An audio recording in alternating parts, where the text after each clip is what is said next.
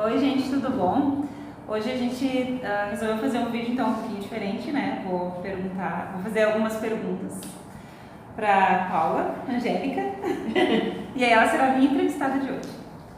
Então, tá, eu sou a Paula. Então, o que te motivou a fazer psicopedagogia?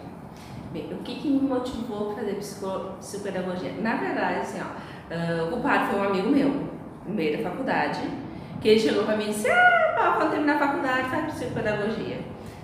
E eu resolvi, quando terminei a faculdade, entrar direto à psicopedagogia. A questão é que eu me apaixonei pela área.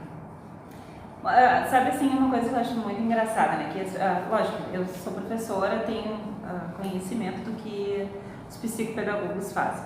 Mas muitos pais, e eu ouço isso, da criança às vezes, ela vai para um tratamento num consultório, né, da psicopedagoga, e a criança chega e diz: o que tu fez hoje? E eu brinquei. Qual é a importância do trabalho que é feito dentro da sala com a criança? Em relação, eu acho que mais para esclarecer o que é esse brincar. O que acontece? Quando nós nos construímos como pessoa, quando a gente é pequenininha, a gente brinca para conhecer tudo. A gente brinca para conhecer o mundo, né? E para começar a simbolizar, ou seja, a construir ideias e pensamentos sobre esse mundo. A psicopedagogia traz o brincar e o jogo como ferramentas para construir uma relação saudável com a aprendizagem. O que acontece muitas vezes? A criança chega no consultório psicopedagógico, ela está com uma questão de aprendizagem, ela não consegue ler, não consegue aprender, não consegue produzir, e um monte não, ela não faz, ela não isso, ela não se comporta.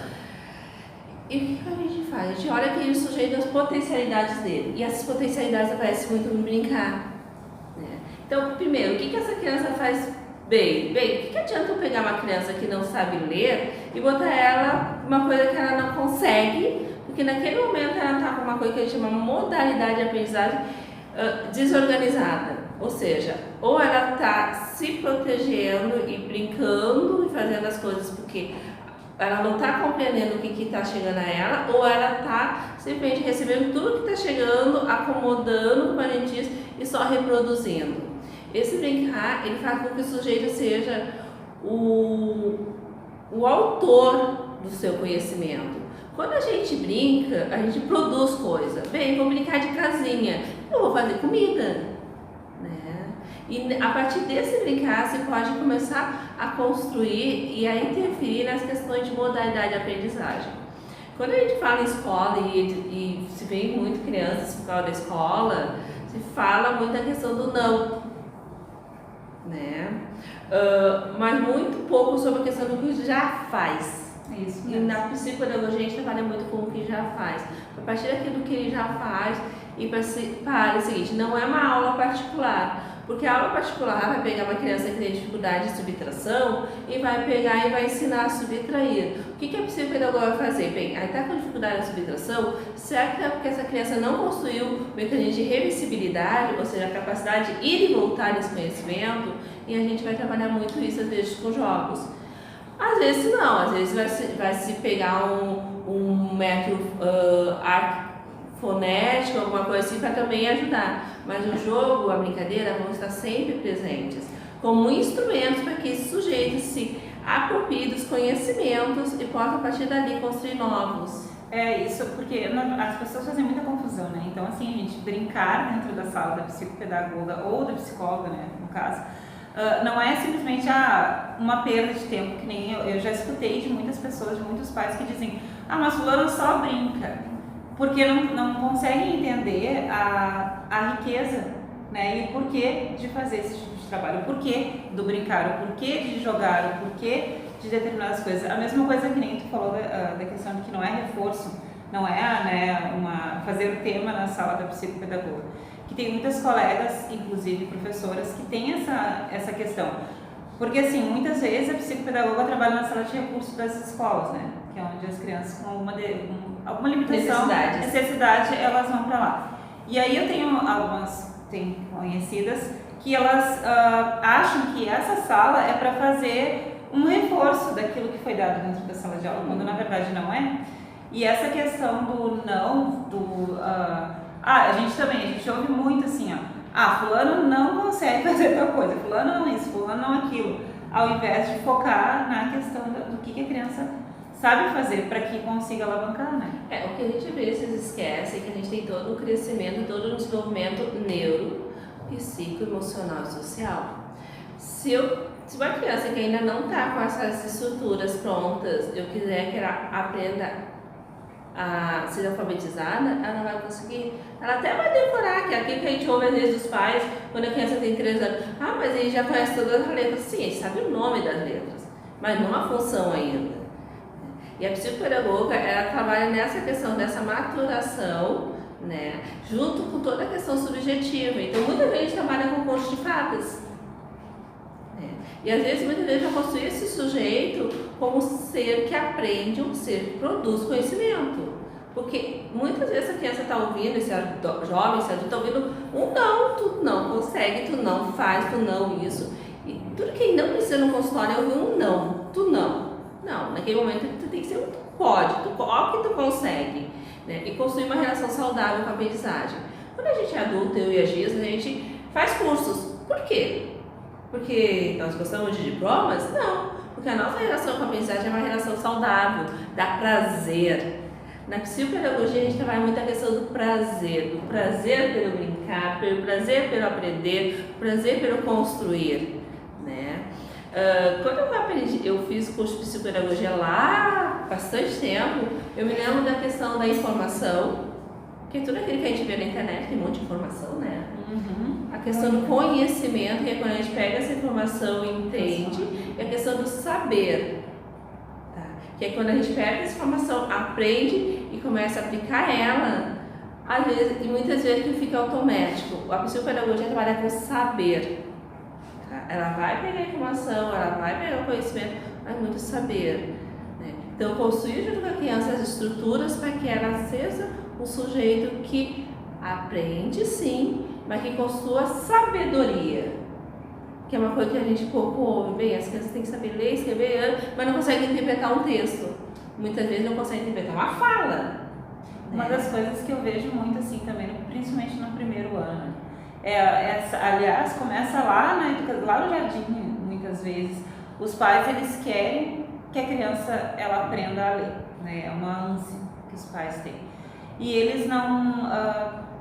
o que tu acha assim, dessa questão de começar a alfabetizar já desde o jardim, né? Ou a questão do tempo de alfabetização de cada criança, como acalmar assim, os pais? O que acontece? Na educação infantil se trabalha competências. Competências serão necessárias no momento da alfabetização. Quando a gente quer que nosso filho aprenda a ler e escrever, a primeira coisa, eu tenho que ler. Pai e mãe precisam ler. Ler o seu jornal, ler sua revista e ler para a criança. Isso a educação infantil precisa fazer também. Letrar, mostrar que essa letra está no mundo. Mas em termos de neurônio, de cérebro, essa criança vai estar pronta lá pelos 6, 7 anos para aprender a ler realmente. Porque o aprender a ler não é só sentar e aprender que B, A é Bá. É também compreender isso dentro de um contexto e saber para que isso existe.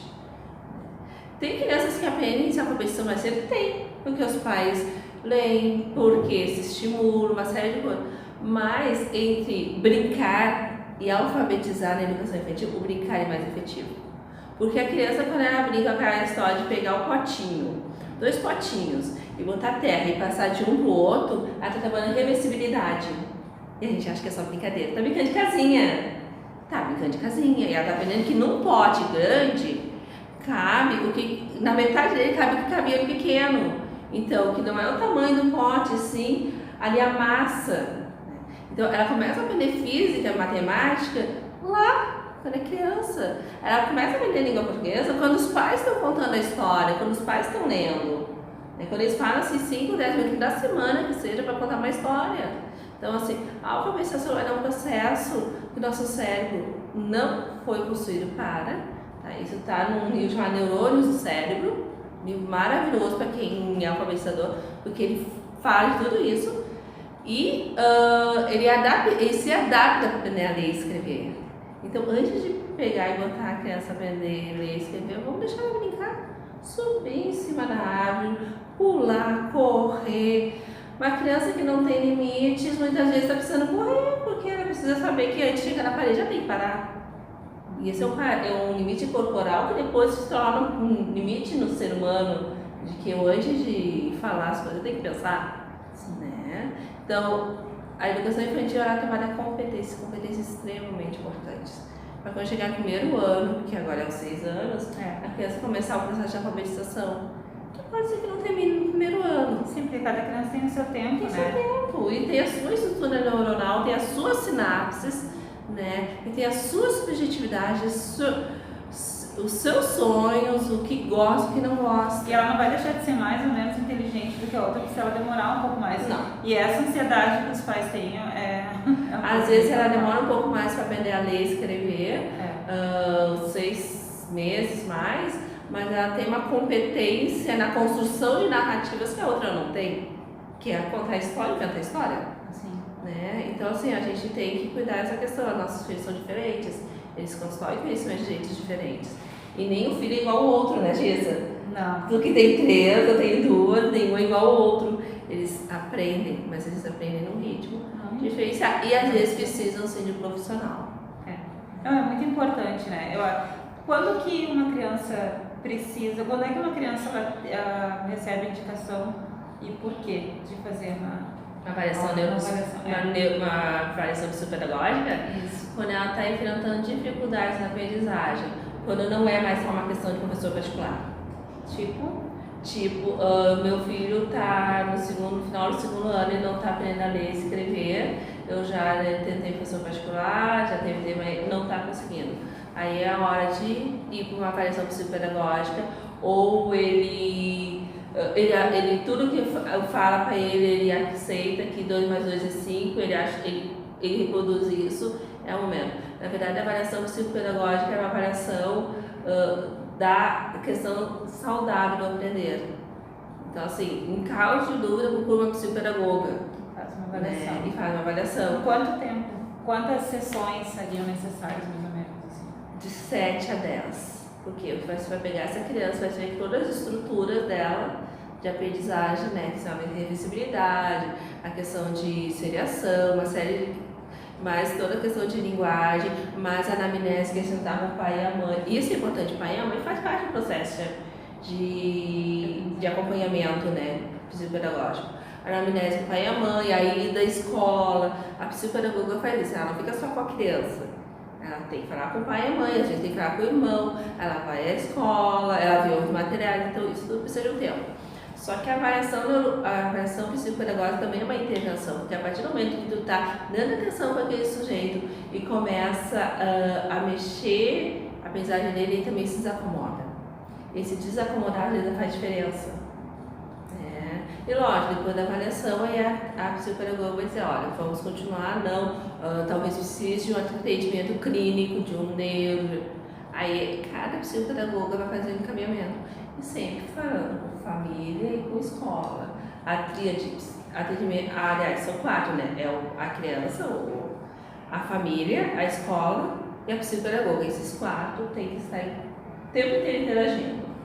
Então tá, eu acho que é isso, né? Obrigada, Paula. Obrigada. As perguntas. E eu acho que é importante, né, esclarecer essa questão da psicopedagogia, que muita gente não tem nem noção. Exatamente, às vezes as pessoas chegam, vai dar aula particular. Não, ele é mais especializado com uma aula particular. É diferente. Porque às vezes a psicopedagoga está lá nas séries finais, onde seria um professor particular de português, ou de geografia, ou de ciência, e ela tem que acompanhar e organizar esse jovem na aprendizagem em todas as áreas, fazendo intervenções. Então, obrigada, Jéssica, pelo espaço. Ok? Bye, bye, gente. Tchau. Muito obrigada.